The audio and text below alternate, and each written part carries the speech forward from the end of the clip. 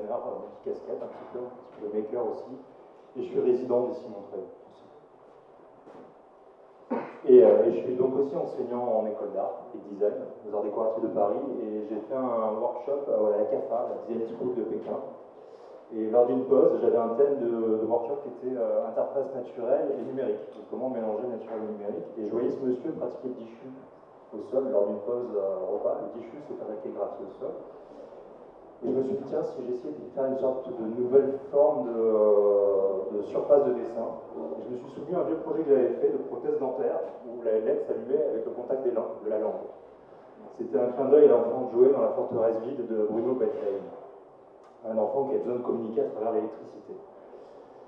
Je rentre chez moi, c'était à peu près en avril 2012, je commence à bricoler des circuits imprimés en fait, avec un peu tout et n'importe quoi, du scotch cuivre, du vrai circuit imprimé, du plexiglas, etc. Brumisateur à la main, dans l'idée de commencer à faire une surface de lumière, au lieu de faire juste des dents qui s'allument au contact de l'eau, commencer à travailler une surface. Je crée des prototypes, très très simples en soi, un circuit avec une LED, une résistance, une pile et une zone avec deux bandes électriques qui ne se touchent pas, enfin deux bandes métalliques qui ne se touchent pas, et si une goutte d'eau vient la toucher, elle fait contact, interrupteur, potentiellement elle allume. La suite, ça a été une recherche plutôt de pattern, et trouver le bon pattern qui permettait de détecter un maximum à la surface de l'eau. Donc ça, c'est la toute dernière version du projet. On sort le projet une première fois pour une sorte de fête des Lumières, une soirée des Lumières dans la ville de Poitiers en juillet 2012. Et assez vite, grâce au côté viral de la vidéo qu'on a balancée sur Internet, on se retrouve au CES Las Vegas, invité par Sci-Fi comme projet innovant. Et je mets cette chose-là parce que j'aime bien l'anecdote, c'est qu'on est venu avec un projet très low-tech, juste des résistances de batterie et des LED. Un projet qui aurait pu être inventé 30 ans en arrière, presque, et même 40 ans si je venais avec des LED rouges. Et on a fini deuxième projet plus innovant. Pour la petite anecdote, derrière un projet de ballon connecté. Un ballon qui a emmagasiné de l'énergie à force de jouer avec et qui l'a restitué. Et lors de cette présentation, les gens nous avaient mis une place pour mettre un ordinateur. Parce qu'aujourd'hui, on ne conçoit pas de faire un projet innovant sans ordinateur, alors qu'il n'y a pas du tout d'ordinateur dedans. Et après, on a fait une suite de petits tours du monde avec ce projet-là, qui a séduit pas mal de gens différents. Ça, c'est une entreprise japonaise de fabrication de Hanko, le tampon japonais. On a imaginé un tampon géant pour taguer, pour graffer ou printer sur la surface du Waterlight. Ça, c'était une résidence en Tunisie avec un calligraphe tunisien. On a utilisé un gel qui, en séchant, gardait la calligraphie. Donc autant avec l'eau, ça disparaît petit à petit. Là, avec ce gel-là, on arrive à garder la calligraphie. À la fin de la semaine, on effaçait tout. Les gens jouaient avec et ils revenaient faire une calligraphie qui restait toute la semaine et ainsi de suite. Et l'idée derrière, c'est que ce matériau, je parle que c'est un matériau ludique et architecturable.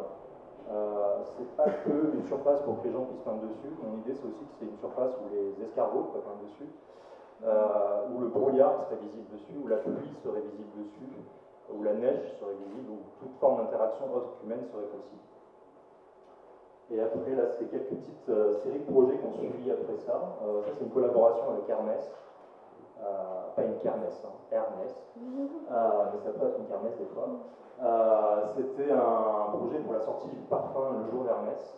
Et on a travaillé sur l'idée d'un waterlight, mais qui aurait un flux vidéo qui tourne derrière. Donc en fait, les gens pouvaient dessiner. Au bout d'un moment, ils se rendaient compte que les LED bougeaient un petit peu. Et en fait, ils pouvaient, s'ils badigeonnaient toute la surface, révéler la tête d'une femme. C'était comme un camé. C'est une femme qui, pas un drogué, hein, un camé avec un type. Une femme qui se tournait vers les gens. Et on a développé un autre petit projet, aussi avec Hermès. C'était une sorte de touche senteur. Et quand on mettait le parfum sur la touche senteur, en fait, les gens repartaient avec cette petite touche.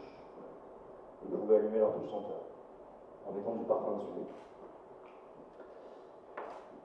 Il y a eu plein de petits modèles, parce que ce qui a été très compliqué, c'est de développer toute l'électronique, la miniaturiser et lui donner la même simplicité que le papier d'une touche senteur à parfum.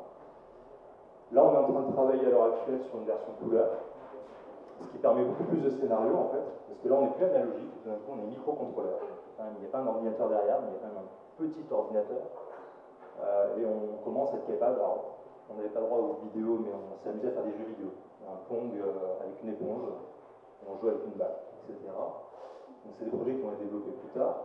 Et dans les derniers projets qu'on développe actuellement, on est parti d'un matériau que vous devez certainement connaître, qui est assez connu quand même, qui est le béton fibre optique. Je vais le mettre en torche, avec le bon doigt, tant qu'à faire. Voilà. Donc c'est un béton qui est parcouru de fibre optique et qui permet de laisser passer la lumière d'un côté. J'imagine que c'est un projet qui a fait pas mal parler de lui dans le monde de l'architecture et du design.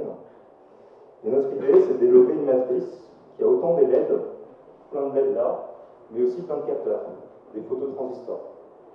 Une matrice de phototransistors et une matrice de LED. Et l'idée étant que autant à travers ce matériau je pourrais diffuser de l'information, autant je pourrais en recevoir, c'est-à-dire autant je pourrais diffuser de la lumière là pour les mettre vers l'extérieur, mais autant avec un téléphone je pourrais passer de la lumière là pour la recevoir du côté de ma matrice et capter l'information.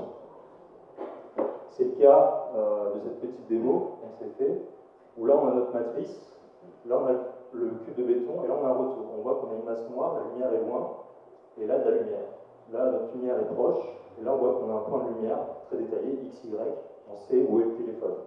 On pourrait fonctionner à l'inverse. En pleine lumière du jour, on saurait où il y aurait une main, l'ombre se déplace à la surface. L'idée étant de trouver une sorte de matériau qui a un aspect plus naturel que les matrices de LED à l'heure actuelle qu'on voit, qui était un peu la même idée avec Waterlight. C'est-à-dire au lieu d'avoir des panneaux d'affichage publicitaire, on avait un matériau un peu plus naturel qui réagissait à l'eau, et là l'idée de retrouver un matériau plus proche de la pierre sur lequel on peut dessiner.